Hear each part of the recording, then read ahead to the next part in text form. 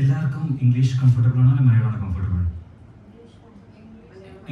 Malayalam, English. I think I'll mix it. Okay. So then my second question is like, how many of you are from the healthcare background or medical background? And you know healthcare background in doctors ഉണ്ട് പറയുന്നത്. Okay, ഞാൻ പറയുമ്പം എൻ്റെ complication എത്രത്തോളം എന്താ പറയുക എത്രത്തോളം simplify ചെയ്യാമെന്ന് അറിയാനായിട്ടാണ് ഞാൻ ചോദിച്ചത്. ഓക്കെ, ഞാൻ ഇന്ന് ഈ ഇൻട്രഡക്ഷൻ ടു നാച്ചുറോപ്പതി എന്നതാണ് എൻ്റെ ടോപ്പിക്ക്. ഞാൻ ഒന്ന് രണ്ട് കഥ പറഞ്ഞിട്ട് ഞാൻ നിർത്താം. എല്ലാവർക്കും കഥ ഇഷ്ടമല്ലേ? അല്ലേ? ഓക്കെ, എൻ്റെ ജീവിതത്തിൽ സംഭവിച്ച രണ്ട് കഥകളാണ് ഞാൻ പ്രധാനമായിട്ട് പറയാനായിട്ട് ഉദ്ദേശിക്കുന്നത്. ഒന്ന്, ഞാൻ എന്തുകൊണ്ട് നാച്ചുറോപ്പതിയിലേക്ക് വന്നു, അല്ലെങ്കിൽ നാച്ചുറോപ്പതിക് മെഡിസിൻ എൻ്റെ പ്രൊഫഷനായിട്ട് എങ്ങനെ മാറി എന്നാണ് ആദ്യത്തെ കഥ. എന്താ സംഭവിച്ചെന്ന് ചോദിച്ചിട്ടുണ്ടെങ്കിൽ, എൻ്റെ ഹൈസ്കൂൾ ഡേയ്സിൽ എൻ്റെ അമ്മയ്ക്ക് രണ്ട് കണ്ടീഷൻ ഉണ്ടായിരുന്നു. ഒന്ന് റുമറ്റോയിഡ് ആർത്രൈറ്റിസ് എന്ന് പറയുന്ന ഒരു ഓട്ടോഇമ്യൂൺ കണ്ടീഷൻ. രണ്ടാമത്തത് റുമാറ്റിക് ഹാർട്ട് ഡിസീസ് എന്ന് പറഞ്ഞിട്ട് ഒരു ഇൻഫെക്ഷ്യസ് ഹാർട്ട് ഡിസീസ്. ഈ രണ്ട് കണ്ടീഷൻ ഉണ്ടായിരുന്നു. കാരണം ഞാനും എൻ്റെ അനിയത്തിയും ഹൈസ്കൂളിലേക്ക് കയറി കഴിഞ്ഞപ്പോഴത്തേക്കും എന്താ പറയുക, മമ്മിക്ക് അത്യാവശ്യം സിവിയർ ആയിട്ടുള്ള ബോഡി ഏക്സും ജോയിന്റ് പെയിൻസും അതേപോലെ തന്നെ ഭയങ്കരമായിട്ടുള്ള ക്രോണിക് ഫറ്റീഗും പിന്നെ കിടപ്പും അങ്ങനെയുള്ള വെയിറ്റ് ഗെയിനും അങ്ങനെയൊക്കെ ഒരുപാട് ഇഷ്യൂസ് വന്നു കഴിഞ്ഞപ്പോഴത്തേക്കും ഞങ്ങളുടെ ഹൈസ്കൂൾ ഡേയ്സിൽ നമ്മളുടെ മെയിൻ ആയിട്ടുള്ള റെസ്പോൺസിബിലിറ്റി സ്കൂൾ വിട്ട് കഴിഞ്ഞ് വന്നു കഴിഞ്ഞിട്ടുണ്ടെങ്കിൽ മിക്കവാറും വീട്ടിൽ മമ്മീനെ ഹെൽപ്പ് ചെയ്യുക എന്നുള്ളതാണ്. So it was not that good experience at that point of time. കാരണം ബാക്കിയുള്ള കുട്ടികളാരും ഇതൊന്നും ചെയ്യുന്നില്ല, ഞങ്ങൾ മാത്രം ചെയ്യുന്നു എന്നുള്ള ഒരു സിറ്റുവേഷൻ. എന്നിട്ട് പുള്ളിക്കാരി ഇതൊക്കെ കുറയാനായിട്ട്, വേദനകൾ കുറയാനായിട്ട് ഒക്കെ ഒരുപാട് ട്രീറ്റ്മെന്റ്സ് എടുത്തു. മോഡേൺ മെഡിസിൻ എടുത്തു, ആയുർവേദം എടുത്തു, ഹോമിയോപ്പതി എടുത്തു. ഇതൊന്നും കാര്യമായിട്ട് വലിയ റിലീഫ് ഒന്നും പുള്ളിക്കാരിക്ക് കൊടുത്തില്ല. അതിനുശേഷം അന്നത്തെ കാലത്ത് നാച്ചുറോപ്പതി അത്ര പോപ്പുലർ ഒന്നുമല്ല. അന്നേരം എന്താ പറയുക, നിവൃത്തികേട് കൊണ്ട് വേറെ വഴികളൊന്നും ഇല്ലാതെ വന്നതുകൊണ്ട് പുള്ളിക്കാരി ഒരു ട്രഡീഷണൽ നാച്ചുറോപ്പതി പ്രാക്ടീഷണറുടെ അടുത്ത് പോയി ട്രീറ്റ്മെന്റ് എടുത്തു. അന്നേരം അന്നത്തെ കാലത്ത് നാച്ചുറോപ്പതി എന്ന് പറഞ്ഞിട്ടുണ്ടെങ്കിൽ it was not that easy experience. കാരണം എന്താണെന്ന് വെച്ചിട്ടുണ്ടെങ്കിൽ പച്ചക്കറി കഴിക്കണം, അല്ലെങ്കിൽ സാലഡ്സ് കഴിക്കണം, അല്ലെങ്കിൽ ജ്യൂസ് ഉണ്ടാക്കി കുടിക്കണം. It was not a part of lifestyle at that point of time. Because എന്താ പറയുക, നോർമൽ മോഡ് ഓഫ് ഓപ്പറേഷൻ എങ്ങനെയാണെന്ന് ചോദിച്ചിട്ടുണ്ടെങ്കിൽ ഒന്നെങ്കിൽ അലോപ്പതി അല്ലെങ്കിൽ ആയുർവേദം. സോ ഇതൊക്കെയാണ് പോയിക്കൊണ്ടിരിക്കുന്നത്. അതായത് മരുന്ന് കഴിച്ചാലാണ് അസുഖം മാറുന്നത് എന്നുള്ളൊരു കൺസെപ്റ്റ് ആയിരുന്നു അന്നൊക്കെ മിക്കവാറും എല്ലാ കുടുംബങ്ങളിലും ഉണ്ടായിരുന്നത്. എൻ്റെ വീട്ടിലും വ്യത്യാസമൊന്നും ഉണ്ടായിരുന്നില്ല. അന്നേരം പിന്നെ ഇത് മരുന്ന് കഴിച്ചിട്ടൊന്നും മാറാതെ വന്നു കഴിഞ്ഞപ്പോൾ നിവൃത്തികേട് കൊണ്ട് ഇവര് നാച്ചുറോപ്പതിക്ക് പോയി. അന്നേരം അന്നത്തെ കാലത്ത് എന്താ പറയുക, എപ്പോഴെപ്പോഴും കറണ്ടൊന്നും ഇല്ല. അന്നേരം നാച്ചുറോപ്പതി പോകുമ്പോൾ ജ്യൂസ് അടിക്കണമെങ്കിൽ കറണ്ട് ഇല്ലെങ്കിൽ പണിയാണ്, അല്ലെങ്കിൽ ഏതെങ്കിലും പച്ചമരുന്ന് ജ്യൂസ് അടിക്കണമെങ്കിൽ കറണ്ട് ഇല്ലെങ്കിൽ പണിയാണ്. അങ്ങനെ like it was not that easy experience. പക്ഷെ എന്തൊക്കെയാണെങ്കിലും വിത്ത് ദാറ്റ് സ്ട്രഗിൾ ഏതാനും ആഴ്ചകൾ കൊണ്ട് തന്നെ പുള്ളിക്കാരുടെ ലൈഫ് സ്റ്റൈല് ഭയങ്കരമായിട്ട് ട്രാൻസ്ഫോർമേഷൻ വന്നു. പെയിൻ ഓൾമോസ്റ്റ് നില്ലായി മാറി. അതേപോലെ തന്നെ ക്വാളിറ്റി ഓഫ് ലൈഫ് ഇംപ്രൂവ് ആയി, ജോയിന്റ് ഇൻഫർമേഷൻ കുറഞ്ഞു. അന്നേരം ഇങ്ങനൊരു വലിയൊരു ഭയങ്കരമായിട്ടുള്ള വേറൊരിടത്തും കിട്ടാത്തൊരു ട്രാൻസിഷൻ എൻ്റെ അമ്മയെ സംബന്ധിച്ചിടത്തോളം സംഭവിച്ചു. പക്ഷേ എങ്കിലും ഞാൻ നാച്ചുറോപ്പതി ഒരിക്കലും ഒരു കരിയർ ഓപ്ഷൻ ആയിട്ടൊന്നും ചിന്തിച്ചിട്ടുണ്ടായിരുന്നില്ല. +2 കഴിഞ്ഞു. ഞാൻ അന്നത്തെ കാലഘട്ടത്തിൽ 2002 മിക്കവാറും എൻ്റെ കൊളീഗ്സ് അല്ലെങ്കിൽ എൻ്റെ ക്ലാസ്മേറ്റ്സ് ഒക്കെ മിക്കവാറും എന്താ പറയുക, ഒന്നെങ്കിൽ നഴ്സിംഗിന് പോകും അല്ലെങ്കിൽ സോഫ്റ്റ്വെയർ എഞ്ചിനീയറിംഗിന് പോകും. ഞാൻ അന്നേരം സോഫ്റ്റ്വെയർ എഞ്ചിനീയറിംഗ് ഹൈദരാബാദിൽ പോയി. ചെന്ന് കഴിഞ്ഞപ്പോൾ ആ സമയത്താണ് ഒരു സോഫ്റ്റ്വെയർ ഇൻഡസ്ട്രിയിൽ ഒരു ക്രാഷ് വന്നത്. ആ ക്രാഷ് വന്നു കഴിഞ്ഞപ്പം എന്താ പറയുക, എല്ലാവരും റിലേറ്റീവ്സ് ഒക്കെ പറഞ്ഞു സോഫ്റ്റ്വെയറിന് വലിയ സ്കോപ്പ് ഇല്ല. അതുകൊണ്ട് ഞാൻ സോഫ്റ്റ്വെയർ എഞ്ചിനീയറിംഗ് വിട്ട് നാട്ടിൽ തിരിച്ചു വന്നു കഴിഞ്ഞപ്പം എനിക്ക് പ്രത്യേകിച്ച് വേറെ ഓപ്ഷൻസ് ഒന്നുമില്ല. ഇങ്ങനെ ഇരിക്കുമ്പോഴാണ് എൻ്റെ ഒരു അങ്കിൾ പറഞ്ഞു, ഇങ്ങനെ നാച്ചുറോപ്പതി BNYS എന്ന് പറഞ്ഞൊരു കോഴ്സ് ഉണ്ട്, മംഗലാപുരത്താണ്, പോയി ഒന്ന് അന്വേഷിക്കാൻ പറഞ്ഞു. ഞാൻ പോയി അന്വേഷിച്ചു, ഏതായാലും ഇത് കണ്ടുപിടിച്ചു, ജോയിൻ ചെയ്തു. 5.5 വർഷം പഠിക്കണം. 5.5 വർഷം പഠിച്ചു കഴിഞ്ഞപ്പോഴത്തേക്കും എനിക്ക് അതിനകത്ത് വലിയൊരു ഇംപ്രഷൻ തോന്നിയിട്ടില്ല. ഓക്കെ, നമ്മുടെ സയൻസ് ഒക്കെ കുറെ പഠിക്കുന്നുണ്ട്, നാച്ചുറോപ്പതിക് സയൻസ് പഠിക്കുന്നുണ്ട്, പക്ഷെ എനിക്ക് വലിയൊരു ഇംപ്രഷൻ ആയിട്ടൊന്നും തോന്നിയിട്ടില്ല. എനിക്ക് എന്തായാലും കരിയറിൽ ഇത് മുന്നോട്ട് കൊണ്ടുപോകാനായിട്ടൊരു ത്രില്ല് തോന്നിയില്ല. ഞാൻ പ്രാക്ടീസ് ചെയ്യാൻ തുടങ്ങി. എൻ്റെ ഫസ്റ്റ് പ്രാക്ടീസ് വർക്കലയിലുള്ള ഒരു ഗവൺമെന്റ് നാച്ചുറോപ്പതി ഹോസ്പിറ്റലായിരുന്നു. അവിടെ ഏകദേശം ആ സമയത്ത് ഒരു 19 പേഷ്യൻസ് ഡേ ടു ഡേ ബേസിസിൽ ഉണ്ടാകും. അവർക്ക് കിട്ടുന്ന ക്ലിനിക്കൽ ഔട്ട്കം, അതായത് അവരുടെ അസുഖത്തിലുണ്ടായിരിക്കുന്ന മാറ്റങ്ങളൊക്കെ ഭയങ്കര ത്രില്ലിംഗ് ആയിരുന്നു. പക്ഷെ എങ്കിൽ പോലും എനിക്ക് എന്താ പറയുക, അത്രയൊരു ഇൻട്രസ്റ്റിംഗ് തോന്നിയില്ല, അല്ലെങ്കിൽ അത്രയൊരു ത്രില്ലിംഗ് സബ്ജക്റ്റ് ആയിട്ട് എനിക്ക് അന്നും തോന്നിയില്ല. അതിനുശേഷം എനിക്ക് ഇന്റർനാഷണലി കുറച്ച് എക്സ്പോഷർ കിട്ടി. ഇന്റർനാഷണലി ട്രാവൽ ചെയ്യാനായിട്ട്, വർക്ക് ചെയ്യാനായിട്ടുള്ള ഓപ്പർച്യൂണിറ്റി കിട്ടി US UK ആ സമയത്താണ് ഞാൻ വെസ്റ്റേൺ നാച്ചുറോപ്പതി ആയിട്ട് ആളുകൾ പ്രാക്ടീസ് ചെയ്യുന്ന ഡോക്ടേഴ്സുമായിട്ട് കണക്ട് ചെയ്തത്. അങ്ങനെ ആയപ്പോഴത്തേക്കും എനിക്ക് കുറച്ചും കൂടെ ഒരു ഡിഫറെന്റ് പെർസ്പെക്റ്റീവ് കിട്ടി. അതായത് കുറച്ചും കൂടെ എന്താ പറയുക, നാച്ചുറോപ്പതി എത്രത്തോളം സയന്റിഫിക് ആയിട്ട് നമുക്ക് ഇതിനെ പ്രസന്റ് ചെയ്യാനായിട്ട് പറ്റും. ഇവന്തോ ഞങ്ങൾ ഇന്ത്യൻ നാച്ചുറോപ്പതിയിൽ ഞങ്ങൾ ഇതിന്റെ ബേസിക് ബയോകെമിസ്ട്രി, അനാട്ടമി, ഫിസിയോളജി എല്ലാം പഠിച്ചെങ്കിലും നമുക്ക് അതിനെ അങ്ങോട്ട് കണക്ട് ചെയ്യാനായിട്ട് എത്രത്തോളം പറ്റുന്നുണ്ടായിരുന്നില്ല ആ ഒരു സ്റ്റേജിൽ. ഇത് ഞാനൊരു 10-20 വർഷം മുമ്പിലത്തെ കഥയാണ് പറയുന്നത്. അത് കഴിഞ്ഞ് ഈ ഒരു ഇന്റർനാഷണൽ എക്സ്പോഷർ കിട്ടി കഴിഞ്ഞപ്പോഴത്തേക്കും എനിക്ക് മനസ്സിലായത് എന്താണെന്ന് ചോദിച്ചിട്ടുണ്ടെങ്കിൽ ദർ ഈസ് എന്താ പറയുക basic science behind it. Just ഒരു ഫിലോസഫിക്കൽ ബേസിസിനേക്കാൾ കൂടുതൽ ഒരുപാട് സയൻസ് അതിനകത്തുണ്ട്. അതായത് ഞാൻ ഈ ഒരു ടോപ്പിക് ഇൻട്രൊഡക്ഷൻ ടു നാച്ചുറോപ്പതി ഒരു സബ്ജക്ട് ഇട്ടത് optimising the physiology and biochemistry എന്നാണ്, നോട്ട് ദ പാത്തോളജി. അതായത് മിക്കവാറും എല്ലാ ഡോക്ടേഴ്സും അല്ലെങ്കിൽ നമ്മൾ പോലും വിചാരിക്കുന്നത് എന്താണ്, പാത്തോളജി അസുഖത്തെ ട്രീറ്റ് ചെയ്യണമെന്നാണ് വിചാരിക്കുന്നത്. ഇപ്പൊ എനിക്ക് ഹോസ്പിറ്റലിൽ സാക്കിയ മലയാറ്റൂരിൽ എനിക്കൊരു ക്യാൻസർ പേഷ്യന്റ് ഉണ്ട്. പുള്ളിക്കാരി കൺവെൻഷണൽ മെഡിസിനിൽ ഉള്ള ട്രീറ്റ്മെന്റ് എല്ലാം ചെയ്ത് അവസാനം ഒന്നും ചെയ്യാതെ ഒരു 8 മാസം കൊണ്ട് പുള്ളിക്കാരിനെ ആ ഡോക്ടർ ഓൺകോളജിസ്റ്റ് കൈയൊഴിഞ്ഞു. ഇനി ഒന്നും ചെയ്യാനായിട്ടില്ല, പിന്നെ എന്ത് വേണമെങ്കിലും ചെയ്തോളാനുള്ള സ്റ്റേജിലേക്ക് പറഞ്ഞു. അന്നേരം 6 മാസം മുമ്പ് എന്നെ വേറെ ആൾ റെഫർ ചെയ്തതാണ് ആ പേഷ്യന്റിനെ. പക്ഷെ അന്ന് എൻ്റെ അടുത്തേക്ക് വന്നിട്ടില്ല. ഇപ്പം വേറെ ഒന്നും ചെയ്യാനില്ല, അവരുടെ യൂറിനറി ബ്ലാഡറും പിന്നെ രക്തവും എടുത്ത് പുറത്തു വെക്കണം എന്ന് പറഞ്ഞു കഴിഞ്ഞപ്പോഴത്തേക്കും അവർക്ക് വേറെ ഓപ്ഷൻസ് ഒന്നും ഉണ്ടായിരുന്നില്ല. എൻ്റെ അമ്മയ്ക്ക് സംഭവിച്ചത് തന്നെ വേറെ ഓപ്ഷൻസ് ഒന്നും ഉണ്ടായിരുന്നില്ല. അതുകൊണ്ട് അവര് ഹോസ്പിറ്റലിൽ വന്നു. ഇപ്പൊ ഒരാഴ്ച ഏകദേശമായി. പെയിൻ മോർ ദാൻ 10 പെയിൻ ഉണ്ടെങ്കിൽ സ്കെയിൽ ഓഫ് 1 to 10 പുള്ളിക്കാരിക്ക് അതിൽ കൂടുതൽ വേദന ഉണ്ടായിരുന്നു. ഇപ്പം ഏകദേശം വൈകുന്നേരങ്ങളിൽ ഒരു 5-6 വേദന മാത്രമേ ഉള്ളൂ. ബാക്കിയുള്ള സമയങ്ങളിൽ പുള്ളിക്കാരിയുടെ വേദന കുറഞ്ഞു. സോ അന്നേരം നമ്മൾ ഇവിടെ പുള്ളിക്കാരോട് ഞാനൊരു പറഞ്ഞൊരു കാര്യമുണ്ട്, we are not treating your cancer, we are trying everything to optimise your health. So അത് തന്നെയാണ് നാച്ചുറോപ്പതിയുടെ ബേസിക് ആയിട്ടുള്ള കൺസെപ്റ്റും എന്ന് പറയുന്നത്. അതായത് ഒപ്റ്റിമൈസിങ് യുവർ ബയോകെമിസ്ട്രിയാണ്. ഇത് കുറച്ചും കൂടെ ഒരു സയന്റിഫിക് ആയിട്ട് പറഞ്ഞിട്ടുണ്ടെങ്കിൽ അല്ലെങ്കിൽ കുറച്ചും കൂടെ ഒരു ഡീപ്പർ സെല്ലുലാർ ലെവലിലേക്ക് പറഞ്ഞിട്ടുണ്ടെങ്കിൽ നമ്മളുടെ ബോഡിയുടെ ഫിസിയോളജിനെ ഒപ്റ്റിമൈസ് ചെയ്യുക, അല്ലെങ്കിൽ നമ്മുടെ ബോഡിയുടെ ബയോകെമിസ്ട്രിനെ ഒപ്റ്റിമൈസ് ചെയ്യുക. ഒരു ബയോകെമിസ്ട്രി എന്ന് പറയുമ്പോൾ ഇപ്പൊ നമ്മൾ കമ്മ്യൂണിക്കേഷൻ ചെയ്യുന്നുണ്ട്, ഞാനിപ്പോൾ സംസാരിക്കുന്നുണ്ട് നിങ്ങളോട്, നിങ്ങളെ എന്താ പറയുക എന്നെ കേൾക്കുന്നുണ്ട്. അതുപോലെ തന്നെ നിങ്ങളുടെ മനസ്സിൽ ഇത് ശരിയാണല്ലോ എന്ന് തോന്നുന്നുണ്ട്. ചില സമയത്ത് നിങ്ങൾക്ക് തോന്നും എന്ത് പടത്തൊക്കെ പറയുന്നതെന്ന് തോന്നുന്നുണ്ട്. അന്നേരം ഇതൊക്കെ എന്താ പറയുക നമ്മുടെ തോട്ട് പ്രോസസ് ആണ് ഡെഫിനറ്റ്ലി. പക്ഷെ എൻഡ് ഓഫ് ദ ഡേ ഈ തോട്ട് പ്രോസസ് എന്ന് പറയുന്നത് എന്താണ്, it's all biochemical changes happening in our entire nerve system അല്ലെങ്കിൽ entire body, entire cells. Okay, അന്നേരം ആ ഒരു ബയോകെമിസ്ട്രിനെയും ആ ഒരു ഫിസിയോളജിനെയും ഒപ്റ്റിമൈസ് ചെയ്യാനായിട്ട് ഡിഫറെന്റ് ആയിട്ടുള്ള പ്രാക്ടീസസ് നാച്ചുറോപ്പതിയിൽ ഉപയോഗിക്കുന്നു. അന്നേരം നാച്ചുറോപ്പതിയുടെ ബേസിക് ഫിലോസഫി എന്ന് പറഞ്ഞിട്ടുണ്ടെങ്കിൽ ബോഡിക്ക് ഹീൽ ചെയ്യാനായിട്ടുള്ള എബിലിറ്റി ഉണ്ട്. And the physicians role is suppose to be to help that body to heal itself. Simple ഫിലോസഫിയാണ്. അതിന് ഒരുപാട് തരത്തിലുള്ള റെമഡീസ് അല്ലെങ്കിൽ തെറാപ്പീസ് നമ്മൾ ഉപയോഗിക്കുന്നുണ്ട്. പക്ഷേ the basic concept is we are just supporting the body. അന്നേരം ഇപ്പോൾ ഉള്ള ഒരു പേഷ്യന്റെ കാര്യം പറഞ്ഞു കഴിഞ്ഞിട്ടുണ്ടെങ്കിൽ ഞാൻ അക്യുപഞ്ചർ കൊടുക്കുന്നുണ്ട്. അന്നേരം പുള്ളിക്കാരിക്ക് ഭയങ്കര പേടിയായിരുന്നു. അന്നേരം പക്ഷെ കുറച്ച് ഇനിഷ്യൽ ഡേയ്സിൽ കുറച്ച് ഫോഴ്സ്ഫുൾ ആയിട്ട് തന്നെ എന്താ പറയുക കൊടുക്കേണ്ടി വന്നു. അന്നേരം പുള്ളിക്കാരി എന്നോട് ചോദിച്ചു, ഇതിനകത്ത് എന്തെങ്കിലും കുത്തി വെക്കുന്നുണ്ടോ, അല്ലെങ്കിൽ എന്താ പറയുക എന്തെങ്കിലും എന്താ പറയുക നല്ല മോർഫിനോ അങ്ങനെയൊക്കെയുള്ള സാധനങ്ങൾ എന്തെങ്കിലും കുത്തിവെക്കുന്നുണ്ടോ എന്ന് ചോദിച്ചു. ആക്ച്വലി ഇല്ല. കാരണം ഞാൻ പുള്ളിക്കാരിയോട് പറഞ്ഞു കൊടുത്തൊരു എക്സ്പീരിയൻസ് എന്താണെന്ന് വെച്ചാൽ, ഞാൻ യൂസിലുണ്ടായിരുന്ന സമയത്ത് എനിക്ക് അന്ന് കൃത്യം ഞാൻ ഡോസ് ഓർക്കുന്നില്ല. ഒരു പേഷ്യന്റ്, ഒരു ക്യാൻസർ പേഷ്യന്റ് കീമോതെറാപ്പി എല്ലാം കഴിഞ്ഞ് സിവിയർ ആയിട്ടുള്ള പെയിനും ഒരു ഹൈ ഡോസ് ഓഫ് മോർഫിൻ ഇഞ്ചക്ഷനും എടുത്തുകൊണ്ടിരുന്ന ഒരു പേഷ്യന്റ് അക്യുപഞ്ചറിന് വന്ന് പിന്നെ ഏതാനും ട്രീറ്റ്മെന്റ് കൊണ്ട് തന്നെ പുള്ളിക്കാരുടെ മോർഫിന്റെ ഡോസേജ് കംപ്ലീറ്റ്ലി സ്റ്റോപ്പ് കുറയ്ക്കാനായിട്ടും ഏതാനും പെയിൻ കില്ലേഴ്സ് മാത്രം ഉപയോഗിച്ചുകൊണ്ട് പുള്ളിക്കാർക്ക് മാനേജ് ചെയ്യാനായിട്ടും പറ്റി.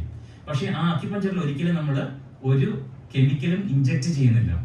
റാദർ നമ്മൾ ആ സ്പെസിഫിക് പോയിന്റ്സിൽ നീഡിൽ ഇൻസേർട്ട് ചെയ്യുമ്പോൾ ആ പോയിന്റ്സ് നമ്മുടെ ബോഡിയിൽ ഉണ്ടാകുന്ന എൻഡോർഫിൻസ് എന്നൊക്കെ പറയുന്ന നാച്ചുറൽ ആയിട്ടുള്ള പെയിൻ കില്ലിംഗ് കെമിക്കൽസിനെ പ്രൊഡ്യൂസ് ചെയ്യാനായിട്ട് ഹെൽപ്പ് ചെയ്യുന്നത്. അന്നേരം അത് മോർഫിനേക്കാളും പവർഫുൾ ആണ്. ഇപ്പൊ എന്റെ അടുത്തുള്ള പേഷ്യന്റ്, നിലവിലുള്ള പേഷ്യന്റ് ഏതാണ്ട് 3-4 പെയിൻ മെഡിക്കേഷൻ തന്നെ എടുത്തിട്ടായിരുന്നു ഇപ്പം വന്നോണ്ടിരുന്നത്. ഇപ്പൊ ജസ്റ്റ് 2 പാരസെറ്റമോൾ ഒരു ദിവസം ഉണ്ടെങ്കിൽ she is able to manage only in the night time. Sleep ടൈമിൽ മാത്രമേ ഡിസ്റ്റർബൻസ് വരുന്നുള്ളൂ. Again the basic concept of naturopathy എന്ന് പറഞ്ഞിട്ടുണ്ടെങ്കിൽ ബോഡിയുടെ സെൽഫ് ഹീലിങ്ങിനെ ഇംപ്രൂവ് ചെയ്യുക എന്നുള്ളതാണ്. ഇനി ഇതിന്റെ ഹിസ്റ്ററി പറയുമ്പോൾ പലപ്പോഴും പലരും വിചാരിച്ചു വെച്ചിരിക്കുന്നത്, ഓക്കെ നിങ്ങളുടെ ഐഡിയ എന്താ നാച്ചുറോപ്പതിനെ കുറിച്ച് പറയണ്ടോ? എന്താ കേട്ടിട്ടുള്ളത്? ചില ആൾക്കാർ പറയും മണ്ണാണ്, വെള്ളമാണ്, ഉപവാസമാണ്, പട്ടിണിയാണ്, അല്ലെ? അങ്ങനെയൊക്കെയല്ലേ നിങ്ങളും കേട്ടിരിക്കുന്നത്? ആണോ? അങ്ങനെയൊക്കെ തന്നെ കേട്ടിരിക്കുന്നത്. ഓക്കെ, ആക്ച്വലി നാച്ചുറോപ്പതി എന്ന് പറയുന്ന ഒരു സിസ്റ്റം ഓഫ് മെഡിസിൻ ഡെവലപ്പ് ചെയ്തത് 19th സെഞ്ചുറിയിലാണ്. അത് ജർമ്മനിയിലാണ് സ്റ്റാർട്ട് ചെയ്തത്. ജർമ്മനിയിൽ ഒരു പിന്നെ പല ആൾക്കാര് പല കൺസെപ്റ്റുകൾ ചേർത്തിട്ട് ആണ് സ്റ്റാർട്ട് ചെയ്തത്. അതിനുശേഷം അത് ജർമ്മനിയിൽ നിന്ന് യുഎസിൽ വന്ന് യുഎസിലാണ് ഒരു സിസ്റ്റം ഓഫ് മെഡിസിൻ എന്ന രീതിയിൽ എസ്റ്റാബ്ലിഷ് ചെയ്തത്. അന്നേരം അതിൻ്റെ അകത്ത് കോർ കൺസെപ്റ്റ് ഇത്രയും ഉണ്ടായിരുന്നത്. ഇതിനകത്ത് ഉപയോഗിച്ചിരിക്കുന്ന പല തെറാപ്പീസും, ഫാസ്റ്റിംഗ് ഫോർ എക്സാമ്പിൾ, ഇതൊക്കെ പണ്ട് തൊട്ടേ ഉണ്ടായിരുന്ന തെറാപ്പീസാണ്. പക്ഷെ ഇതിനൊക്കെ എന്താ പറയുക, ഒരു ബോഡിയുടെ ഹീലിംഗ് എബിലിറ്റിയിലേക്ക് ഫോക്കസ് ചെയ്യിപ്പിച്ചത് എന്താ പറയുക ഈ ഒരു 19th സെഞ്ചുറിയിലാണ്. ഈ 19th സെഞ്ചുറിയിൽ നാച്ചുറോപ്പതിക് മെഡിക്കൽ കോളേജുകൾ തുടങ്ങി യുഎസിൽ. അതിനുശേഷമാണ് ഇത് ലോകത്തിലെ പല രാജ്യങ്ങളിലേക്ക് സ്പ്രെഡ് ചെയ്തത്. ഇപ്പം ഏകദേശം 1137 രാജ്യങ്ങളിൽ പ്രാക്ടീസ് ചെയ്യുന്ന ഒരു സിസ്റ്റം ഓഫ് മെഡിസിൻ കൂടിയാണ് നാച്ചുറോപ്പതി എന്ന് പറയുന്നത്. ഇനി അതിനുശേഷം ഇവോൾവ് ചെയ്ത് ഒരുപാട് തെറാപ്പീസ് ആഡ് ചെയ്തു. പക്ഷെ ഇതിന്റെയൊക്കെ ബേസിക് കൺസെപ്റ്റ് എന്ന് പറഞ്ഞിട്ടുണ്ടെങ്കിൽ ബോഡിയുടെ ഹീലിംഗ് എബിലിറ്റിനെ സപ്പോർട്ട് ചെയ്യുക, not to suppress the pathology. ഒരു അസുഖം വന്നാൽ അതിന്റെ സിംറ്റം സപ്രഷൻ അല്ല ഉദ്ദേശിക്കുന്നത്, മറിച്ച് ഒരു ഹെൽത്ത് ഡെവലപ്മെന്റ് ആണ് ഉദ്ദേശിക്കുന്നത്. ആ ഹെൽത്ത് ഡെവലപ്മെന്റിൽ നമ്മളുടെ ബോഡി തന്നെ നമ്മളുടെ ഇഷ്യൂസിനെ ഹാൻഡിൽ ചെയ്യാനായിട്ട് സാധിക്കും. അതാണ് നാച്ചുറോപ്പതിയുടെ ഹിസ്റ്ററിനെ കുറിച്ച് പറയുമ്പോൾ വരുന്നത്. ഇനി മെയിൻ ആയിട്ട് എനിക്ക് കുറച്ച് കാര്യം കൂടെ പറയാനുള്ളത്. നിങ്ങളെല്ലാം കേട്ടിട്ടുണ്ട്, പട്ടിണിയാണ്, വെള്ളത്തെ കിടത്തുകയാണ്, അല്ലെങ്കിൽ മണ്ണ് തേക്കുകയാണ്, ഇതൊക്കെയാണ് നാച്ചുറോപ്പതി എന്ന് പറഞ്ഞു കേട്ടിട്ടുണ്ട്. പക്ഷെ ഞാൻ ഇന്ന് നിങ്ങളോട് പറയാനായിട്ട് ആഗ്രഹിക്കുന്നത് എങ്ങനെയാണ് നാച്ചുറോപ്പതി നമ്മുടെ, അല്ലെങ്കിൽ നാച്ചുറോപ്പതിക് അപ്രോച്ചസ് ഓഫ് ട്രീറ്റ്മെന്റ് നമ്മുടെ ബോഡിയിൽ വർക്ക് ചെയ്യുന്നതെന്നാണ്. ഇപ്പം ഇതിനകത്ത് ആർക്കെങ്കിലും ഡയബറ്റീസോ അല്ലെങ്കിൽ കൊളസ്ട്രോളോ അല്ലെങ്കിൽ ഹാർട്ട് ഡിസീസോ അല്ലെങ്കിൽ വാദം പോലെയുള്ള അസുഖങ്ങളുള്ള ആരെങ്കിലും ഉണ്ടോ? സോ ഇതിന്റെയൊക്കെ അടിസ്ഥാനപരമായിട്ട് ചില ബയോകെമിക്കൽ ചേഞ്ചസ് നമ്മുടെ ശരീരത്തിൽ നടക്കുന്നുണ്ട്. അതിനകത്ത് ഏറ്റവും പ്രധാനപ്പെട്ടത് ഇൻസുലിൻ റെസിസ്റ്റൻസ് എന്ന് പറയുന്ന ഒരു കണ്ടീഷനാണ്. എല്ലാവരും ഇൻസുലിൻ എന്ന് കേട്ടിട്ടുണ്ടല്ലോ. എല്ലാവരും ഇൻസുലിൻ നല്ലതാണോ? ആണോ? ബോഡി എന്നുള്ളതും പറയാം. പക്ഷെ ആക്ച്വലി ഇൻസുലിൻ എന്ന് പറഞ്ഞിട്ടുണ്ടെങ്കിൽ ഒരു ഡബിൾ എഡ്ജ് സോഡ് എന്ന് പറയാം. അതായത് നല്ലതുമാണ്, മോശമാണ്. അതായത് എനിക്ക് തോന്നുന്നു 1940s മറ്റാണ് ഇൻസുലിൻ കണ്ടുപിടിച്ചതെന്ന് തോന്നുന്നു, ഞാൻ മറന്നുപോയി ഇപ്പം പറയാനായിട്ട്. അന്ന് it was A great blessing. കാരണം ഒരുപാട് ആൾക്കാർ ടൈപ്പ് 1 ഡയബറ്റീസ് കാരണം മരിച്ചിട്ടുണ്ട് ആ കാലഘട്ടത്തിൽ, അതിന് മുമ്പുള്ള കാലഘട്ടങ്ങളിൽ. അങ്ങനെ ഇൻസുലിൻ കണ്ടുപിടിച്ചതോടെ അത്രയും ആൾക്കാർക്ക് ഒരു ഹോപ്പ് വന്നു. പക്ഷെ ഇന്ന് നമ്മളുടെ സൊസൈറ്റിയിൽ നല്ലൊരു ശതമാനം ആൾക്കാർ ഇൻസുലിൻ അധികമാണ് അവരുടെ ബോഡിയിൽ. ഇൻസുലിൻ റെസിസ്റ്റൻസ് എന്ന് പറയും. ഓക്കെ, ഇന്നലെ ഞാനൊരു പയ്യനെ ജസ്റ്റ് പരിചയപ്പെട്ടു. അവന്റെ ഇൻസുലിൻ 29 ആണ്. ഓക്കെ, ലാബ് റേഞ്ച് എന്ന് പറയുന്നത് 2.5 to 25 ആണ്. പക്ഷെ ഒപ്റ്റിമൽ റേഞ്ച് എന്ന് പറയുന്നത് ഞങ്ങൾ എപ്പോഴും നാച്ചുറോപ്പതിയിൽ ഞങ്ങൾ ട്രൈ ചെയ്യുന്നത് ഒപ്റ്റിമൽ റേഞ്ചിൽ കൊണ്ടുവരാനായിട്ടാണ്. അതായത് ഇൻസുലിൻ എന്ന് പറയുന്നത് ഒരു ഇൻഫ്ലമേറ്ററി ആയിട്ടുള്ള ഒരു സംഭവമാണ്. ഓക്കെ, അതായത് ഇൻഫ്ലമേഷൻ എന്ന് പറഞ്ഞാൽ നമുക്ക് നല്ലൊരു അടി കിട്ടിയെന്ന് വിചാരിച്ചോ. ഈ അടി കിട്ടി കഴിയുമ്പോൾ എന്ത് സംഭവിക്കും? അവിടെ വേദന ഉണ്ടാകും, സ്വെല്ലിംഗ് ഉണ്ടാകും, ചൂടുണ്ടാകും, റെഡ്നെസ് ഉണ്ടാകും. മുഖത്തിനൊക്കെ കിട്ടുന്നെങ്കിൽ അത്യാവശ്യം 5 കൈ ഇങ്ങനെ ഉണ്ടാകും. സോ ഇതൊക്കെയാണ് ഇൻഫ്ലമേഷൻ എന്ന് പറയുന്നത്. അന്നേരം ഇതേ ഇൻഫ്ലമേഷൻ നമ്മുടെ ബോഡിയിൽ മൊത്തം ഉണ്ടാകും ബിക്കോസ് ഓഫ് ഡിഫറെന്റ് ഫാക്ടേഴ്സ്. ഒന്ന് നമ്മുടെ എന്താ പറയുക ഇൻസുലിൻ റെസിസ്റ്റൻസ്, അതായത് നമ്മുടെ ശരീരത്തിൽ ഇൻസുലിൻ അധികമായി കഴിഞ്ഞാൽ ഇതുണ്ടാകാം. അന്നേരം ഇൻസുലിൻ ഒരു പ്രശ്നമായി മാറും അന്നേരം. അതായത് ഇൻസുലിൻ അധികമാകുമ്പോൾ ഒന്ന് പ്രശ്നം ഇൻഫ്ലമേഷൻ നമ്മുടെ ശരീരത്തിൽ കൂടും. 2 ഇതൊരു ഫാറ്റ് സ്റ്റോറേജ് ഹോർമോണാണ് ഇൻസുലിൻ എന്ന് പറയുന്നത്. ഇൻസുലിൻ കുത്തി കഴിയുമ്പോഴത്തേക്കും കണ്ടിട്ടുണ്ടാവും തടിക്കാതെ മെലിഞ്ഞ ഡയബറ്റിക് പേഷ്യൻസ് പോലും തടിയുള്ളവരായിട്ട് മാറുന്ന നമ്മൾ കണ്ടിട്ടുണ്ടാവും. അന്നേരം ഇൻസുലിൻ എന്ന് പറയുന്നത് അധികമായി കഴിഞ്ഞിട്ടുണ്ടെങ്കിൽ നമ്മുടെ ഫാറ്റ് കൂടും. അതായത് ഫാറ്റ് ലിവർ എന്ന് കേട്ടിട്ടില്ല. ഇന്ന് മിക്കവാറും നമ്മൾ റോഡിൽ കൂടെ പോകുന്ന 10 പേരെ എടുത്തു കഴിഞ്ഞിട്ടുണ്ടെങ്കിൽ അവരിൽ 9 പേർക്കും ഫാറ്റ് ലിവർ ഉണ്ട്. ഫാറ്റ് ലിവർ എന്ന് പറഞ്ഞാൽ എന്താ? Simple, fat in the liver. അതായത് ഇൻസുലിൻ ഒരുപാട് കൂടി നിൽക്കുമ്പോൾ നമ്മളുടെ ശരീരത്തിൽ കിട്ടുന്ന എക്സ്ട്രാ കലോറി അത് ഫാറ്റായിട്ട് മാറുക ചെയ്യുന്നത്. അന്നേരം ഇതിനുള്ള സൊല്യൂഷൻ എന്താ? ഇൻസുലിൻ കുറയ്ക്കുക എന്നുള്ളതാണ്. പക്ഷെ ഇൻസുലിൻ കുറയ്ക്കാൻ പറ്റുമോ? ആർക്കും അറിയത്തില്ല. നല്ലൊരു ശതമാനം ആൾക്കാർക്ക് അറിയത്തില്ല ഇൻസുലിൻ കൂടുതലാണെന്ന്. ഇപ്പോഴാണ് കുറച്ചൊക്കെ ഡോക്ടേഴ്സ് ഇൻസുലിൻ ചെക്ക് ചെയ്യാൻ തുടങ്ങിയത്. പക്ഷെ അല്ലെങ്കിൽ ടിപ്പിക്കലി ചെയ്യാറില്ല. അന്നേരം ഈ ഇൻസുലിൻ കൂടാനായിട്ടുള്ള കാരണം എന്ന് പറയുന്നത് മിക്കവാറും ന്യൂട്രീഷനിലാണ്. അന്നേരം നാച്ചുറോപ്പതിയിലെ ഏറ്റവും പ്രധാനപ്പെട്ട മൊഡാലിറ്റി എന്ന് പറയുന്നത് ന്യൂട്രീഷൻ ആണ്. അന്നേരം എഗെയിൻ ഉപവാസമല്ല, ഉപവാസം ഈസ് എ ട്രീറ്റ്മെന്റ് ഫോർ ഇത്ര ദിവസം അല്ലെങ്കിൽ ഇത്ര എന്താ പറയുക മണിക്കൂറുകൾ, അത് മാത്രമേ ഉള്ളൂ. അന്നേരം ഈ ഇൻസുലിനെ കുറയ്ക്കണമെങ്കിൽ നമ്മളുടെ ഫുഡ് എന്ന് പറയുന്നത് ഒരു ബാലൻസ്ഡ് ആയിരിക്കണം. പ്രോട്ടീൻസ് വേണം സഫീഷ്യന്റ്ലി, ഫാറ്റ് വേണം, നന്നായിട്ട് വെജിറ്റബിൾസ് വേണം, കോംപ്ലക്സ് ആയിട്ടുള്ള കാർബോഹൈഡ്രേറ്റ് വേണം. അന്നേരം അങ്ങനെയാണ് നമുക്ക് ഇൻസുലിനെ മാനേജ് ചെയ്യുക. അതിന് നാച്ചുറോപ്പതിയിൽ ഏറ്റവും പ്രധാനപ്പെട്ട ഒരു അപ്രോച്ച് അല്ലെങ്കിൽ അതിന്റെ മെക്കാനിസം വർക്ക് ചെയ്യുന്നത് ഇൻസുലിൻ മാനേജ്മെന്റ് ആണ്. അതായത് ഇൻസുലിനെ മാനേജ് ചെയ്ത് കഴിഞ്ഞിട്ടുണ്ടെങ്കിൽ നമുക്ക് എന്തോ മാനേജ് ചെയ്യാം, ഡയബറ്റീസിനെ ഈസി ആയിട്ട് മാനേജ് ചെയ്യാം. മിക്കവാറും 90% കേസുകളിലും എന്താ പറയുക, ഇൻസുലിൻ ഇല്ലായ്മയല്ല ഡയബറ്റീസിന്റെ പ്രശ്നം, എസ്പെഷ്യലി ഇനിഷ്യൽ സ്റ്റേജിൽ ഇൻസുലിൻ അധികമായതുകൊണ്ടാണ്. ഇനി രണ്ടാമത് ചോദിക്കുന്നുണ്ടോ? ഓക്കെ, രണ്ടാമത് ഇൻഫ്ലമേഷൻ, അതായത് നീർക്കെട്ടിന് ഞാൻ പറഞ്ഞില്ല, നമുക്ക് ഒരു അടി കിട്ടിയാലുണ്ടാകുന്ന അവസ്ഥ, ഇത് നമ്മുടെ സെല്ലിൽ മൊത്തം ഉണ്ടാകും. എഗെയിൻ ഇതിന്റെ കാരണം എന്താണെന്ന് ചോദിച്ചിട്ടുണ്ടെങ്കിൽ നമ്മുടെ സ്ട്രെസ് ഹോർമോൺസ് ആയിരിക്കാം. കോർട്ടിസോൾ കൂടി കഴിഞ്ഞാൽ ഇൻഫ്ലമേഷൻ കൂടും. അന്നേരം നാച്ചുറലി നമ്മൾ ഏറ്റവും കൂടുതൽ ഫോക്കസ് ചെയ്യുന്ന അനദർ ബയോകെമിക്കൽ ഡിഫിക്കൽറ്റി എന്ന് പറയുന്നത് ഇത് ഇൻഫ്ലമേഷൻ കുറയ്ക്കുകയാണ്. പിന്നെ അതേപോലെ തന്നെ ഓക്സിഡേഷൻ എന്ന് പറയുന്ന അനദർ ബയോകെമിക്കൽ മെക്കാനിസം ഉണ്ട്. അതിനകത്ത് എന്താ പറയുക, നമുക്ക് സഫീഷ്യന്റ് ആയിട്ടുള്ള ഫ്രഷ് വെജിറ്റബിൾസ് ആൻഡ് ഫ്രൂട്ട്സ് കിട്ടുന്നില്ല എങ്കിൽ ഇതിനകത്തൊക്കെ വിറ്റമിൻ സിയും വിറ്റമിൻ ഇയും ഗ്ലൂട്ടത്തയോണും അല്ലെങ്കിൽ അങ്ങനെയുള്ള ന്യൂട്രിയൻസ് ഉണ്ട് ഈ ഓക്സിഡേറ്റീവ് ഡാമേജ് കുറയ്ക്കുന്നതിന്. ഓക്സിഡേഷൻ എന്ന് പറഞ്ഞാൽ സിമ്പിൾ എക്സാമ്പിൾ പറഞ്ഞു കഴിഞ്ഞിട്ടുണ്ടെങ്കിൽ ഒരു ഇരുമ്പ് കഷ്ണം നമ്മൾ ഇവിടെ വെച്ച് കഴിഞ്ഞിട്ടുണ്ടെങ്കിൽ അത് തുരുമ്പ് പിടിക്കും, അത് ഓക്സിഡേഷൻ ആണ്. ഈ സെയിം ഓക്സിഡേഷൻ നമ്മുടെ ശരീരത്തിൽ നടക്കുന്നുണ്ട്. പക്ഷെ അതിനെ ന്യൂട്രലൈസ് ചെയ്യുന്നതെന്ന് പറയുന്നത് നമ്മളുടെ ഫ്രൂട്ട്സിലും വെജിറ്റബിൾസിലും ഒക്കെ കിട്ടുന്ന ഈ ആന്റി ഓക്സിഡൻസ് എന്ന് പറയുന്നതാണ്. പക്ഷെ അത് നമുക്ക് നമ്മുടെ സമൂഹത്തിൽ പലപ്പോഴും നമ്മൾ ഫോക്കസ് ചെയ്യാത്തതുകൊണ്ട് നമുക്ക് കിട്ടുന്നില്ല. കാരണം എപ്പോഴും നമ്മൾ ഫോക്കസ് ചെയ്യുന്നത് എന്താണ്, ഡിസീസ് മാനേജ്മെന്റ് ആണ്. എനിക്ക് അസുഖമുണ്ടോ, അസുഖമുണ്ടെങ്കിൽ ഞാൻ ഡോക്ടറെ അടുത്ത് പോകും, അല്ലെങ്കിൽ ട്രീറ്റ്മെന്റ് എടുക്കും, അല്ലെങ്കിൽ അതിനെ കൺട്രോൾ ചെയ്യും, അല്ലെങ്കിൽ ഡയറ്റിനെ കൺട്രോൾ ചെയ്യും, അല്ലെങ്കിൽ നമ്മൾ നല്ല ശതമാനം ആൾക്കാരും ചെയ്യുന്നില്ല. അന്നേരം അനദർ ബയോകെമിസ്ട്രി നാച്ചുറലി നമ്മൾ മാനേജ് ചെയ്യുന്നത് ഈ ഓക്സിഡേഷൻ എന്ന് പറയുന്ന ഒരു ഇതാണ്. പിന്നെ അടുത്തത് ഡീടോക്സിഫിക്കേഷൻ. പലപ്പോഴും എന്താ പറയുക, ഫേസ്ബുക്കിലും അല്ലെങ്കിൽ യൂട്യൂബിലൊക്കെ നമ്മൾ കാണാറുണ്ട് ഡീടോക്സിഫിക്കേഷൻ എന്ന് പറഞ്ഞാൽ എന്തോ ഭയങ്കര തട്ടിപ്പാണെന്ന്. എന്താ ഡീടോക്സിഫിക്കേഷൻ എന്ന് അറിയാമോ? നമ്മുടെ ബോഡി ക്ലീൻ ആകണം, അല്ലേ? ഇന്റർമീഡിയറ്റ് ഫാസ്റ്റിംഗ് ഒരു തരത്തിലുള്ള ഡീടോക്സിഫിക്കേഷൻ ആണ്. പക്ഷേ ജനറൽ കൺസെപ്റ്റ് ഓഫ് ഡീടോക്സിഫിക്കേഷൻ എന്ന് പറഞ്ഞിട്ടുണ്ടെങ്കിൽ നമ്മളുടെ ബോഡിയൊക്കെ എന്നും ക്ലീൻ ആകണം. അതായത് നമ്മൾ രാവിലെ ടോയ്ലറ്റിൽ പോകുന്നത് നമ്മുടെ ബോഡി ക്ലീൻ ആകുന്നതാണ്, അല്ലെങ്കിൽ നമ്മൾ ഇടയ്ക്കിടയ്ക്ക് യൂറിനേഷൻ ചെയ്യുന്നത് ബോഡി ക്ലീൻ ആകുന്നതാണ്, അല്ലെങ്കിൽ നമ്മൾ സ്വെറ്റ് ചെയ്യുമ്പോൾ നമ്മുടെ ശരീരത്തിൽ നിന്ന് ടോക്സിൻസ് പുറത്തേക്ക് പോകുന്നത് ക്ലീനിങ് ആണ്. ബേസിക്കലി ഈ ടോക്സിൻസ് ഒക്കെ വരുന്നത് എവിടുന്ന? ഒന്നും പുറത്തുനിന്ന് വരാം, നമ്മൾ കഴിക്കുന്ന ഫുഡിൽ നിന്നോ അല്ലെങ്കിൽ നമ്മൾ കഴിക്കുന്ന മെഡിസിൻസിൽ നിന്നോ അല്ലെങ്കിൽ നമ്മൾ ബ്രീത്ത് ചെയ്യുന്ന എയറിൽ നിന്നോ ഒക്കെ വരാം. അതുപോലെ തന്നെ നമ്മുടെ ഓരോ മെറ്റബോളിക് പ്രോസസ്സ് കഴിയുമ്പോഴും നമ്മുടെ അന്നജം നമ്മൾ ചോറുണ്ടിട്ട് എന്താ പറയുക, അത് ഡൈജസ്റ്റ് ചെയ്ത് അത് നമ്മുടെ സെല്ലിൽ പോയി ആക്ടിവിറ്റി ചെയ്ത് വരുമ്പോഴത്തേക്കും ഉണ്ടാകുന്ന വേസ്റ്റ് പ്രൊഡക്ട്സ് അത് നമ്മുടെ ശരീരത്തിൽ നിന്ന് പുറത്തു പോകേണ്ടതാണ്. പക്ഷെ നമ്മുടെ സമൂഹത്തിൽ നല്ലൊരു ശതമാനം ആളുകൾക്കും ശരിയായിട്ടുള്ള ബവൽ മൂവ്മെന്റ്സ് ഇല്ലാത്തതുകൊണ്ടും ശരിയായിട്ടുള്ള യൂറിനേഷൻ നടക്കുന്നില്ലാത്തതുകൊണ്ടും അല്ലെങ്കിൽ സെറ്റിംഗ് ഒന്നും ശരിക്കും നടക്കുന്നില്ലാത്തതുകൊണ്ടും അല്ലെങ്കിൽ നമുക്ക് ഈ ഡീടോക്സിഫിക്കേഷൻ ആവശ്യമായിട്ടുള്ള ന്യൂട്രിയൻസ് ഒന്നും ശരിക്കും കിട്ടുന്നില്ലാത്തതുകൊണ്ടും നമ്മളുടെ ഡീടോക്സ് പ്രോസസ്സ് ശരിക്കും നടക്കുന്നുണ്ടാവില്ല. അന്നേരം ആ ഡീടോക്സ് നമ്മുടെ ബോഡി ക്ലീൻ ആയെങ്കിൽ മാത്രമേ നമ്മൾ കൊടുക്കുന്ന മെഡിസിൻസോ നമ്മൾ കൊടുക്കുന്ന സപ്ലിമെന്റേഷനോ ഒക്കെ നമ്മുടെ ബോഡിയിൽ ആക്ട് ചെയ്യുള്ളൂ. അതുകൊണ്ട് തന്നെ നമുക്ക് ഡീടോക്സിഫിക്കേഷൻ നാച്ചുറലിൽ ഒരുപാട് ഇമ്പോർട്ടൻസ് കൊടുക്കാറുണ്ട്. ഇനി കുറച്ചും കൂടി ഡീപ്പായിട്ട് പോയിട്ടുണ്ടെങ്കിൽ ലിവർ, ഞാൻ മുമ്പ് പറഞ്ഞു ഫാറ്റ് ഇൻ ദ ലിവർ ആണ് ഫാറ്റി ലിവർ എന്ന് പറയുന്നത്. അന്നേരം ആ ഫാറ്റ് അവിടെ ഇരിക്കേണ്ടതല്ലേ? ആണോ? അല്ല, അത് പുറത്ത് പോകേണ്ടതാണ്, ഡേ ടു ഡേ ബേസിസിൽ പുറത്ത് പോകേണ്ടതാണ്. അത് പോകുന്നില്ല. അതിന് ഒരു കാരണം എന്താണെന്ന് ചോദിച്ചിട്ടുണ്ടെങ്കിൽ നമ്മുടെ ഫുഡിൽ ഫൈബർ ഇല്ല. മനുഷ്യന് ഏകദേശം ഒരു 40-50 grams of fibre per day വേണം. നമുക്ക് നല്ലൊരു ശതമാനം ആളുകൾക്കും കിട്ടുന്നില്ല. അങ്ങനെ എന്ത് സംഭവിക്കും?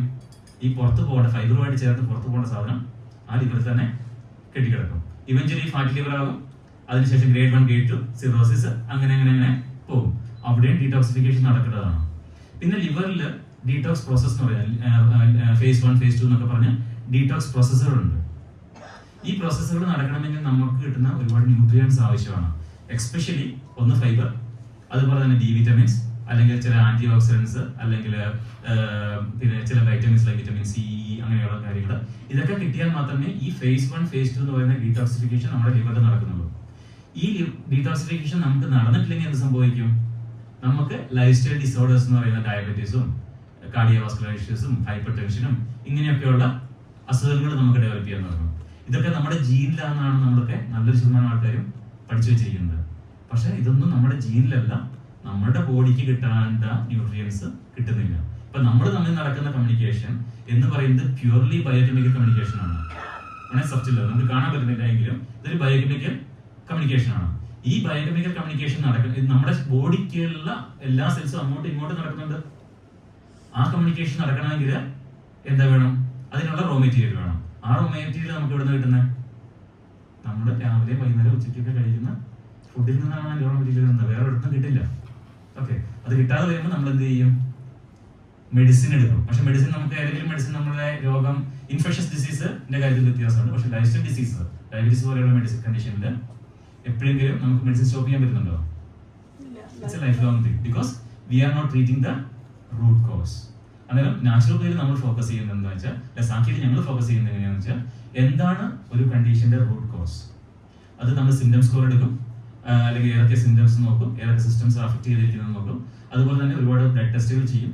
ദെൻ നമ്മൾ അതിൽ ഒപ്റ്റിമൽ ആണോ, ഈ ടെസ്റ്റുകൾ ഒപ്റ്റിമൽ ആണോ എന്ന് നോക്കും. നോർമൽ ആണോ എന്നല്ല, ഒപ്റ്റിമൽ ആണോ എന്ന് നോക്കും. ഉദാഹരണം പറഞ്ഞു കഴിഞ്ഞിട്ടുണ്ടെങ്കിൽ ഹീമോഗ്ലോബിൻ 11 തൊട്ട് 15 വരെയാണ് റേഞ്ച് എങ്കിൽ 11 നോർമൽ ആണ്, but it's not optimal. Ideally ഒരു 13-14 ആണ് ഒപ്റ്റിമൽ എന്ന് പറയുന്നത്. ഇനി ഒരു കഥയും കൂടെ പറഞ്ഞിട്ട് ഞാൻ നിർത്തിക്കണം. ഇത് എൻ്റെ ഒരു സീനിയറിന് സംഭവിച്ച ഒരു കണ്ടൊരു പേഷ്യൻ്റാണ്. ഈ ഒരു പേഷ്യന്റ് ചെന്നൈയിൽ, നമുക്ക് കൺവീനിയൻസിന് വേണ്ടി പുള്ളിക്ക് രാജു എന്ന് പേരിടാം. ഈ രാജു ചെന്നൈയിലെ ഒരു വലിയൊരു IT ഫേമിൽ പുള്ളിയും വൈഫും പിന്നെ സോഫ്റ്റ്വെയർ എഞ്ചിനീയറായിട്ട് വർക്ക് ചെയ്യുമായിരുന്നു. അതിനിടയ്ക്ക് പുള്ളിക്ക് ഇതേപോലെ എൻ്റെ അമ്മയ്ക്ക് ഉണ്ടായിരുന്ന കണ്ടീഷൻ റുമറ്റോയ്ഡ് ആർത്രൈറ്റിസ് എന്ന് പറഞ്ഞ കണ്ടീഷൻ വന്നു. അതായത് അത് ഡയഗ്നോസ് ആയില്ല. പുള്ളിക്ക് സിവിയർ ആയിട്ടുള്ള ബോഡി പെയിൻ, ഭയങ്കരമായിട്ട് ഫറ്റീഗ്, രാവിലെ എഴുന്നേക്കാൻ പറ്റുന്നില്ല, സിവിയർ സിറ്റുവേഷൻ. പുള്ളിക്ക് മര്യാദയ്ക്ക് ജോലിക്ക് പോകാൻ പറ്റുന്നില്ല. ഡോക്ടേഴ്സിന്റെ അടുത്ത് പോയി അവർ കണ്ടുപിടിച്ചു, okay it's rheumatoid arthritis, diagnose ചെയ്തു. ഡയഗ്നോസ് ചെയ്ത് കഴിഞ്ഞിട്ട് ട്രീറ്റ്മെന്റ് എടുത്തു. പക്ഷേ it was not helping him. Okay, some extent pain പറയാൻ സഹായിക്കുന്നുണ്ടെങ്കിലും it was not curing and he was not able to go for job properly. And ഇത് fast ആയിട്ട് progress ചെയ്യുന്ന ഒരു കണ്ടീഷനായിരുന്നു പുള്ളിനെ സംബന്ധിച്ചിടത്തോളം. പുള്ളി പെട്ടെന്ന് ഡിഫോമിറ്റീസും ഒക്കെ ബാധിക്കാനായിട്ട് തുടങ്ങി. പുള്ളിക്ക് ഓഫീസിൽ പോകാൻ പറ്റുന്നില്ല, ഡ്രൈവ് ചെയ്യാൻ പറ്റുന്നില്ല, അങ്ങനത്തെ ഒരു സിറ്റുവേഷൻ വന്നു. കുറച്ച് കഴിഞ്ഞപ്പോൾ എന്ത് സംഭവിച്ചു? ഫാമിലി പ്രശ്നം വരാൻ തുടങ്ങി. വൈഫ് പുള്ളിനെ ഇട്ടിട്ട് പോയി, മക്കളുണ്ടായിരുന്നില്ല ഭാഗ്യത്തിന്. വൈഫ് ഇട്ടിട്ട് പോയി. പുള്ളി ചെന്നൈയിലെ പുള്ളിയുടെ ഫ്ലാറ്റിൽ കിടക്കുകയാണ്. ഡിപ്രഷനായി. കുറച്ച് കഴിഞ്ഞപ്പോൾ പുള്ളി വിചാരിച്ചു, ഞാൻ എന്തിനാ ജീവിക്കുന്നത്, അവിടെ പർപ്പസ് ഇല്ലാതെയായി, ഞാൻ എന്തിനാ ജീവിക്കുന്നത്. പുള്ളി വിചാരിച്ചു, ഓക്കെ എന്നാൽ ഒരു കാര്യം ചെയ്തേക്കാം, മരിച്ചേക്കാം, സൂയിസൈഡ് ചെയ്തേക്കാം. പക്ഷെ പുള്ളിക്ക് മര്യാദയ്ക്ക് എഴുന്നേറ്റ് നിന്ന് ഒരു ആക്ട് ചെയ്താലേ മരിക്കാൻ പറ്റുള്ളൂ. അത് ചെയ്യാൻ പോലുള്ള കപ്പാസിറ്റി പുള്ളിക്ക് ഉണ്ടായിരുന്നില്ല. പുള്ളി അന്നേരം വിചാരിച്ചു, ഓക്കെ പട്ടിണി ഞാൻ കിടന്നേക്കാം, ഭക്ഷണം കഴിക്കാതിരുന്നാൽ മതിയല്ലോ, കുറച്ച് ദിവസം കഴിയുമ്പോഴത്തേക്കും മരിക്കുമല്ലോ. അങ്ങനെ പുള്ളി അന്ന് പട്ടിണി കിടക്കാൻ തുടങ്ങി. ഏതായാലും ടു ഹിസ് സർപ്രൈസ് കുറച്ച് ദിവസം കഴിഞ്ഞപ്പോഴത്തേക്കും പുള്ളിക്ക് ഒരു feel of good factor.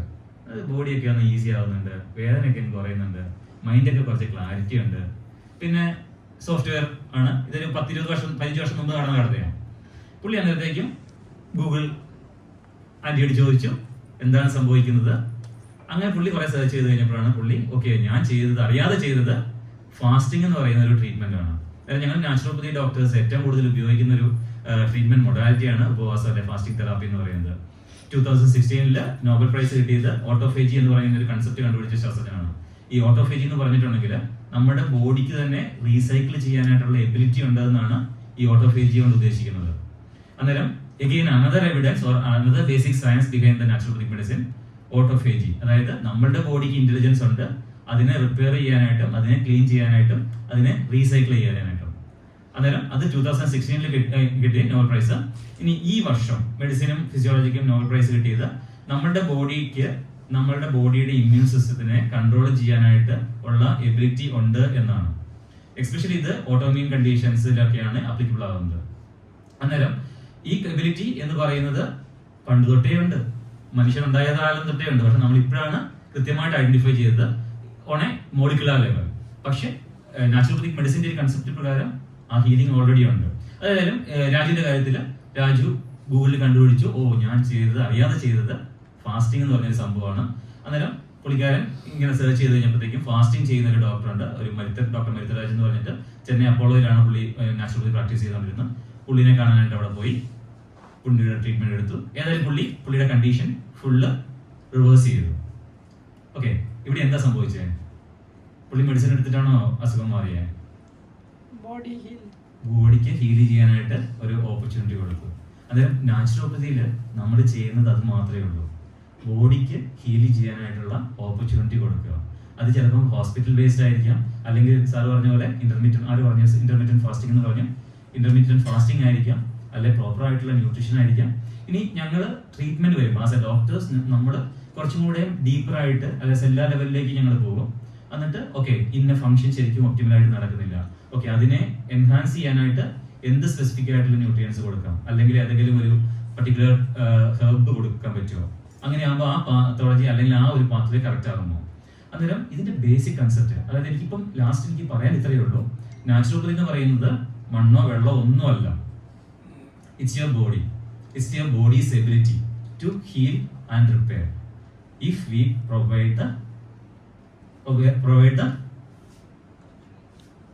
Opportunity. നമ്മൾ ഓപ്പർച്യൂണിറ്റി കൊടുത്തു കഴിഞ്ഞിട്ടുണ്ടെങ്കിൽ നമ്മുടെ ബോഡിക്ക് അത് മാനേജ് ചെയ്യാനുള്ള കപ്പാസിറ്റി ഉണ്ട്. Okay, thank you so much.